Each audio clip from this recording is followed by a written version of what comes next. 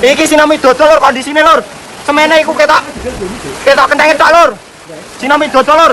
Sebetulnya mungkin ustaznya berceramah utuh, tapi kamu potong di mereka tidak kena gempa kecuali mesti karena ada perbuatan maksiat. Bawa-bawa ucapan Sayyidina Umar. Siapa yang berdosa di sini? Kenapa ini sampai gempa? Itu bagian awal. Tidak menjelaskan bagaimana selanjutnya. Itu yang saya bilang jahat. Assalamualaikum warahmatullahi wabarakatuh. Bismillahirrahmanirrahim. Allahumma sholli ala sayyidina Muhammadin wa ala alihi washabihi ajmain, amma ba'du. Ja'alahumullahu min ahlil khairi was sa'adah fid dini wad dunya wal akhirah. Semoga saudara-saudara kita di Pati, di Cianjur dan di tempat manapun yang saat-saat sekarang ini sedang mengalami kesulitan karena ditimpa berbagai musibah alam. Entah itu angin yang kencang, banjir, longsor, gempa. Allah jadikan mereka itu di dunia ini tetap mendapatkan kebaikan bagaimanapun caranya. Walaupun kita lihat sesuatu yang buruk, semoga itu adalah kebaikan. Dan semoga Allah berikan mereka nanti di akhirat balasan berupa anugerah. Termasuk juga kita semua, amin, amin, Allahumma amin.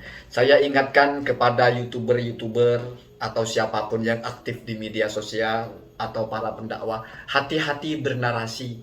Jangan sampai ada dari ucapan-ucapan kalian itu, postingan-postingan kalian itu, apalagi youtuber yang mencocok-cocokkan satu ceramah dengan dengan keadaan-keadaan tertentu, lalu menyakiti mereka. Kita harus membantu, bukan malah memperkeruh keadaan. Kita bukan mendukung kemaksiatan, kita bukan membenarkan apapun yang salah, tetapi kita bertenggang rasa. Ada kalanya narasi-narasi itu memang mungkin tujuannya benar agar orang tidak bermaksiat, agar orang tidak melaksanakan apa yang dilarang oleh Allah, agar orang meningkatkan ketaatan. Oke, saya setuju. Tetapi setiap hal itu ada tempatnya. Likulli maqalin maqamun wa likulli maqamin maqalun. Jangan kamu sembarangan. Kamu clipping ceramah ustadz yang sedang mengecam kemaksiatan. Kalau bermaksiat akan diancam, akan disiksa, akan diberi bencana. Lalu kamu tandingkan ini dengan peristiwa gempa. Dicari-cari pula, oh Cianjur LGBT, sekarang Pati. Kamu mau cari apa? Kita harus utuh memahami. Memang benar ya, saya akan sampaikan narasi secara ilmiahnya setelah ini. Memang benar bahwa terkadang kesulitan, musibah atau bencana menimpa seseorang itu karena perbuatannya adalah perbuatan yang buruk. Memang benar. Tetapi jangan dipotong sampai di situ.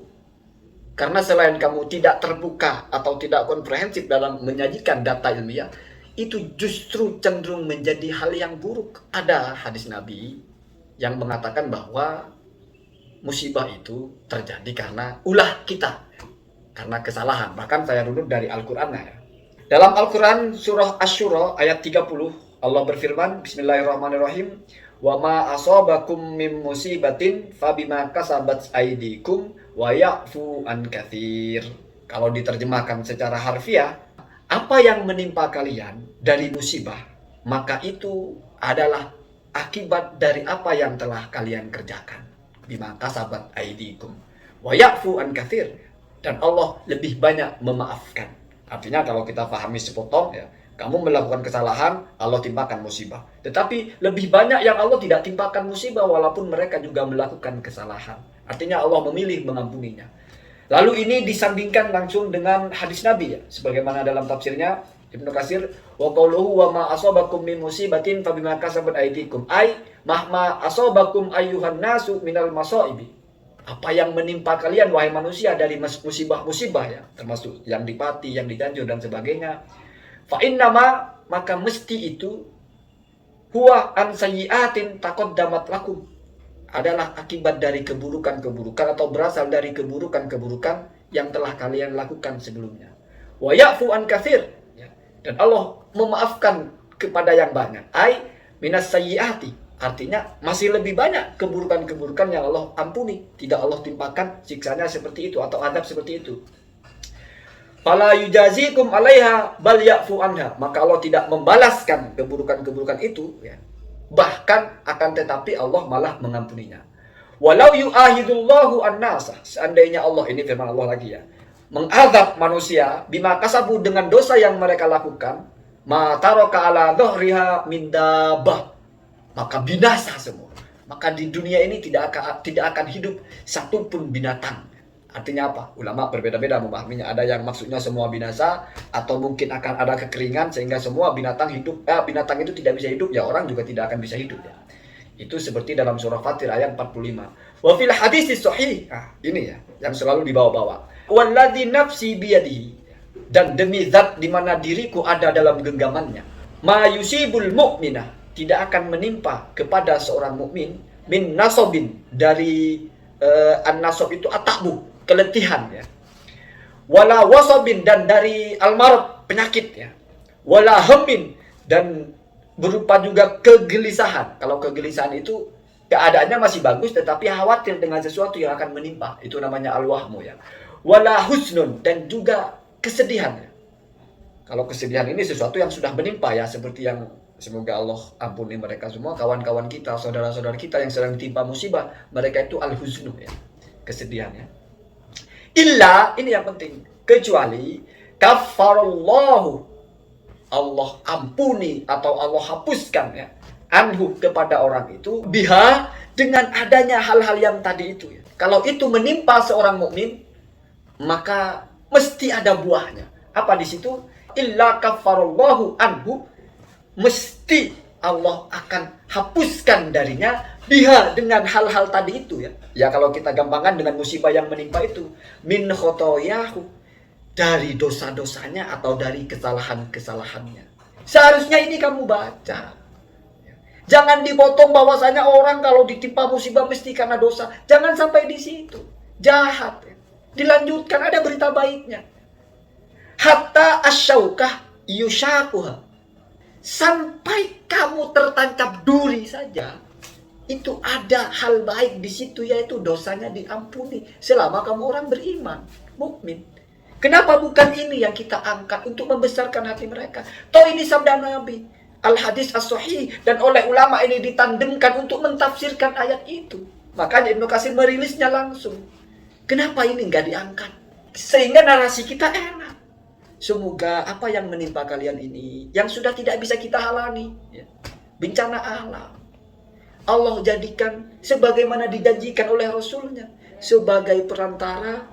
Kafarallahu alaika biha khotoyaka. Ini menjadi jalan Allah mengampuni dosa-dosa kamu. Kalau begitu kan enak didengarnya. Sudah tidak bisa menyumbang, menyampaikan narasi-narasi yang menyudutkan, merasa benar pula. Karena dipotong, tidak utuh ya. Kemudian di sini dijelaskan bahwasanya di bawah itu hadis dari Ibnu Abi Hatim. Qala Ibnu Abi Hatim berkata, haddatsana abi. Bapak saya bercerita atau mengucapkan kepada saya. Ini sama-sama ulama ya, bapaknya juga periwayat hadis ya. Haddatsana Muhammad bin Isa bin At-Tabba ya. Haddatsana Marwan bin Muawiyah ya, Al-Fazari, dari Marwan bin Muawiyah Al-Fazari. Haddatsana Al-Azhar bin Rashid Al-Kahili Anil Hadr bin Al-Qawas Al-Bajali an Abi Syuhailah an Aliyin ya, dari Sayyidina Ali radhiyallahu anhu.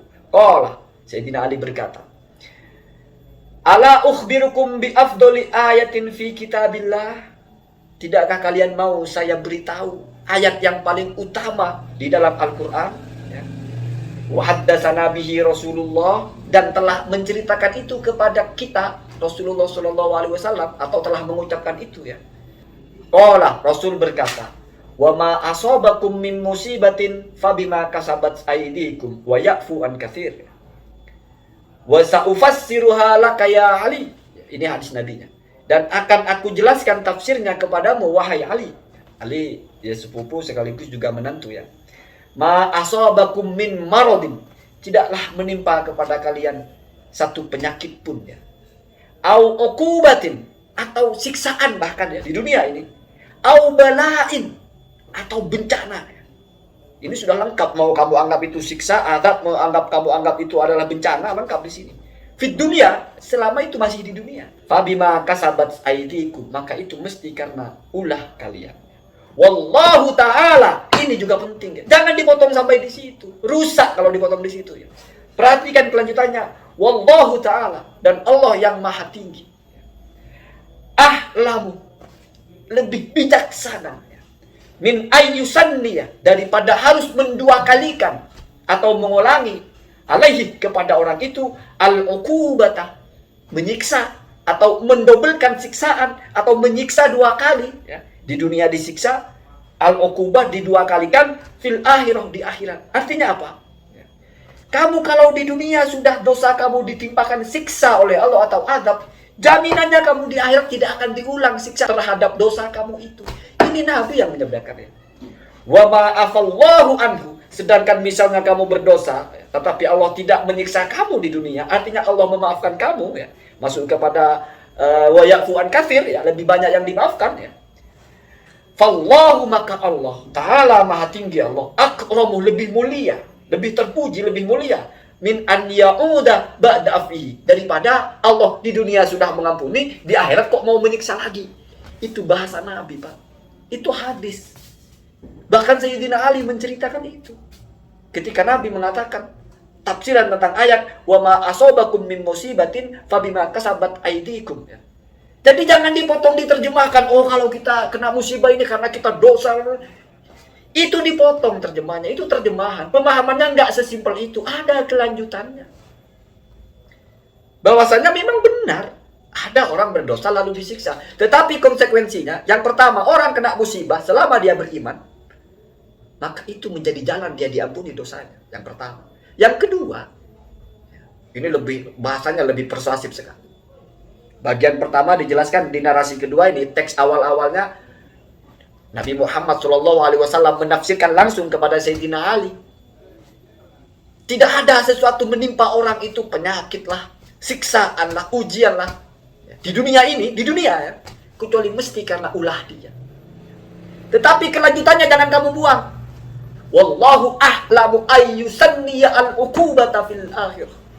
Dan Allah itu sangat penyayang, sangat bijaksana. Tidak mungkin kalau di dunia ini kamu sudah ditimpakan musibah, ditimpakan azab, ditimpakan ukubah, lalu di akhirat masih mau disiksa lagi dengan dosa yang sudah diampuni dengan kompensasi kamu ditimpa musibah itu. Begitu juga misalnya kamu termasuk orang yang tidak diberikan musibah, masuk kepada wa ya'fu an katsir, masuk kepada yang lebih banyak. Jadi di dunia kamu aman-aman saja. Tetapi Allah mengampuni, ya'fu ya. Maka Allahu akramu ayyauda ba'da afi. Kalau sudah Allah maafkan, tidak mungkin Allah masih akan menyiksa kamu di akhirat. Artinya mencela-mencela tidak mungkin. Sudah dimaafkan ya sudah. Kalau sudah diberi siksa di dunia, tidak mungkin Allah akan mengulang menyiksanya lagi. Kalau di dunia tidak diberi siksa tetapi diampuni, tidak mungkin nanti Allah masih akan menyiksanya lagi. Artinya apa? Musibah yang menimpa kita dipandang dari sudut pandang secara utuh, memang mungkin atau bahkan iya dari dosa kita. Tetapi itu ada konsekuensinya ketika kita sudah, bukan konsekuensi bahasanya, ada buahnya ketika kita ditimpakan musibah oleh tangan kita sendiri atau oleh kesalahan kita. Yang pertama menjadi wasilah, kita diampuni. Yang kedua, ini siksanya di dunia, di akhirat kita tidak disiksa lagi.